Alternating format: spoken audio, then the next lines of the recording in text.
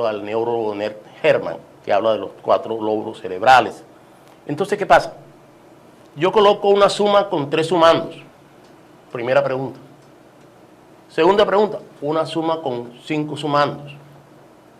Tercera pregunta, una suma con 10 sumandos. ¿Cuál de las 3 sumas puede presentar mayor dificultad al estudiante?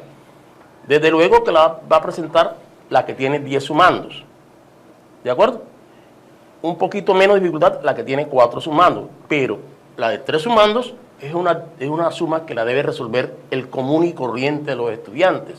Entonces, si nosotros al proponer la evaluación hacemos ese tipo de diferencia en los niveles de complejidad, podemos llegar a la conclusión de que hay estudiantes que nos resuelven la primera, pero no resuelven la segunda ni la tercera.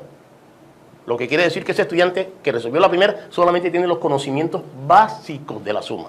Básicos. Él no es sobresaliente porque no me supo resolver la segunda. Pero el estudiante que ya me resuelve la segunda y la primera, ya es un estudiante que tiene un nivel sobresaliente. Pero ¿qué hacemos los maestros? Colocamos 4 sumas de a 20 sumandos cada una. Desde luego que esa suma de 4 sumandos cada una, de 20 sumandos, la resuelven 2 estudiantes. 3 estudiantes, porque son sumas demasiadamente largas.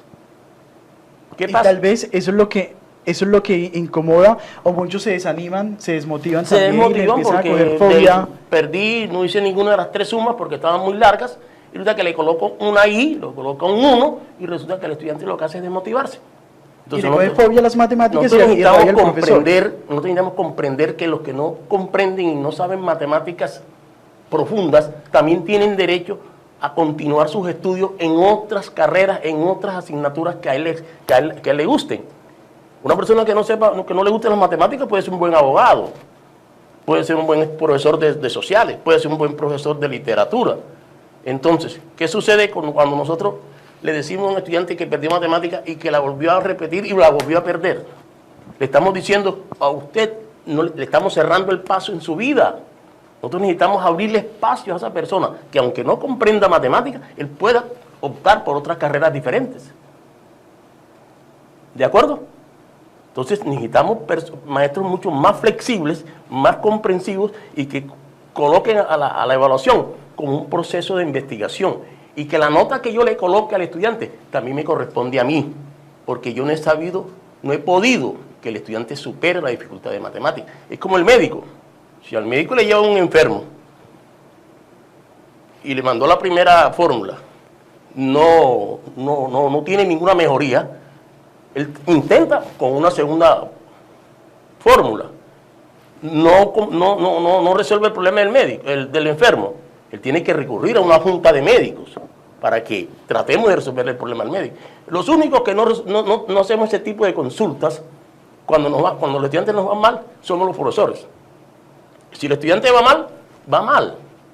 Pero ellos no entienden, el maestro no entiende que el que se rajó y el que perdió la materia en sí es el maestro, porque él no pudo hacer que el estudiante aprendiera. Transformar. No pudo modificarle a él su estado mental para que él aprenda. Entonces, nosotros somos profesionales de la educación. Y como profesionales de la educación tenemos que manifestar esa versatilidad en que el estudiante aprenda.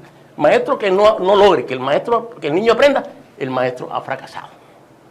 Bueno, a esto que usted logra pues comunicarnos en este momento, en algún momento estuvimos hablando sobre las inteligencias múltiples. Sí, ahorcarnos. La forma como...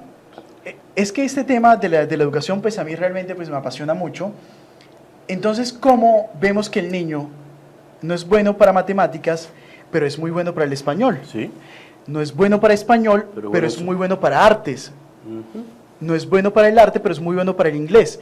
¿Cómo empezamos a inducirlo? ¿Cómo empezamos a acompañarlo entonces en ese proceso en el que él realmente es sobresaliente? Pero a veces lo que hacemos es que lo opacamos y decimos es bruto. Una teoría que va cogida de la mano de Howard Gardner en su teoría de las inteligencias múltiples, en el sentido de que ya hay un estudio para establecer los estilos de aprendizaje de los estudiantes. Estilos de aprendizaje. Ahí nos damos cuenta si el estudiante tiene preferencias cerebrales por el español, o por el arte, o por las matemáticas, o por la cinemástica, o sea, los ejercicios. De manera que cuando yo sé que a los estudiantes les gusta el arte, yo debería como matemático tratar de proponer mis clases desde el arte. Por eso es que ser profesor no es tan fácil. Si yo descubro que al estudiante le gusta leer, yo tengo que dedicarme a leer como maestro para poder hacer propuestas desde la lectura. Entonces, ¿qué pasa? De que nosotros los profesores de matemáticas hemos creído de que todo debe estar circunscrito a los números y que nosotros no podemos aprender filosofía, no podemos aprender biología, no podemos aprender psicología.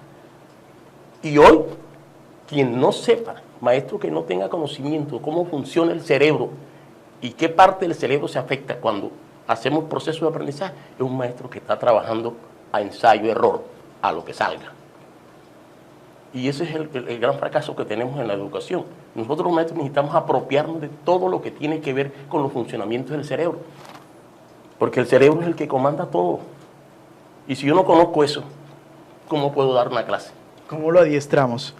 Pues bueno, entre esas tantas posibilidades muy interesantes de lo que es el aprendizaje y todo lo referente a lo que estamos conociendo acá sobre esos métodos, método Adonai para la enseñanza de las matemáticas, vamos a unos mensajes nuevamente y retomamos en Expresión Juvenil, y al regresar estaremos entonces conociendo un poco sobre esos relatos con sabor a matemáticas. A muchas y a muchos, a veces como que las matemáticas, hay algo muy curioso, hace mucho tiempo salió un texto que se llamaba Matematicofobia. Entonces era como la fobia a las matemáticas desde todos los puntos de vista que tenían los estudiantes, pero también cómo se le tomaba fobia al profesor. Entonces es como el principal punto para empezar a tenerle como fobia. Entonces vamos a unos mensajes y retomamos en Expresión Juvenil, el espacio joven en Tierra Alta. ¿Bastante dulce o cómo es? No es otra cosa que tratar de presentarles la matemática a los estudiantes de una manera divertida, jocosa, de manera de que ellos vayan perdiendo el miedo a las matemáticas y que a medida que van leyendo el relato ellos se van dando cuenta que hay algo chistoso y de pronto encontraron una operación matemática, algo que tiene que ver con matemáticas, y ya no lo van a sentir tan duro como cuando uno se lo llega y se los coloca en el tablero. Claro. ¿De qué se conforman relatos con sabor a matemáticas? ¿Cuántos relatos se encuentran en este libro? Tenemos divididos los relatos por grados. Tenemos relatos asociados a los contenidos de quinto y sexto, asociados a los séptimos, asociados a los octavos y asociados a los novenos, para que estos grados tengan un instrumento lector